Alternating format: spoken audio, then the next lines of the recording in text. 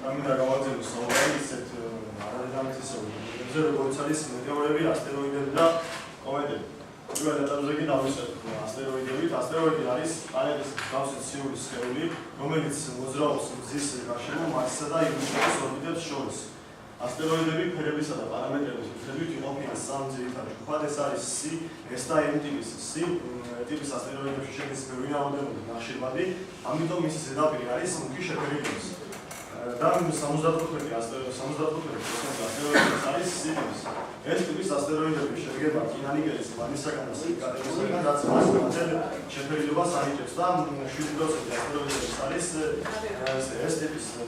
დანარჩენი ასტეროიდები არის M ტიპის და შედგება რკინისაგან და ნიკელისგან. დღესდღეობით მზის სისტემაში აღმოჩენილია 100,000-მდე ასტეროიდი, რომელთა უმრავლესობა, როგორც უკვე აღნიშნე, განლაგებულია მარსსა და იუპიტერის ორბიტებს შორის. პირველი არის და ყველაზე დიდი ასტეროიდი აღმოჩენილი ცერერა, ეს არის ერთადერთი ასტეროიდი, რომელსაც აქვს სფეროს ფორმა, პროცედურაც კარგად ჩანს.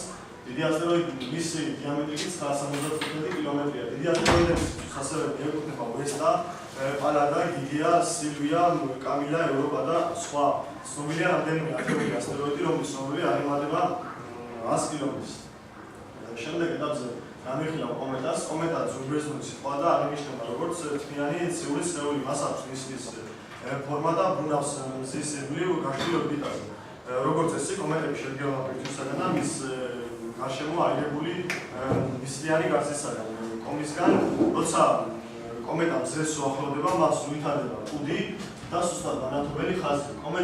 კომეტის კუდები კი ერთმანეთისაგან განსხვავდებიან ზომებით, მაგალითად, ზოგიერთი კომეტის კუდი მთელსაზე არის გადაჭიმული და აქვე მინდა მოვიყვანო ერთი საინტერესო ფაქტი. 1954 წელს გამოჩენილი კომეტის კუდის სიგრძე იყო 20 მილიონი კილომეტრი, ხოლო კომეტა 1680-ის კუდის სიგრძე გახდა 240 მილიონი კილომეტრი. ბოლოს კი გავიხილავ მეტეორს, მეტეორის ბერძნული სიტყვაა და აღნიშნავს ცურს ჰაერში მოივლივე სხეულს. ეს გავარვარებული სხეული კოსმიური წარმოშობისაა, რომელიც ძალიან სწრაფად მოძრაობს დედამიწის ატმოსფეროს გარშემო.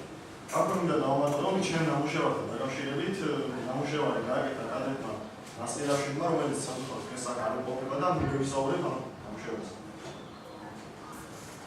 ნამუშევარზე კარგად ჩანს, თუ როგორ გვახლოვდება დედამიწაზე გავარვარებული ციური სხეული. მის უკანაფრანგზე არის მთვარე და ვარსკვლავი. ეს ნამუშევარი შესრულებულია ნათელფერებში, რაც ტოვებს ემოციურ დროს. დიდი მადლობა ყურადღებისთვის.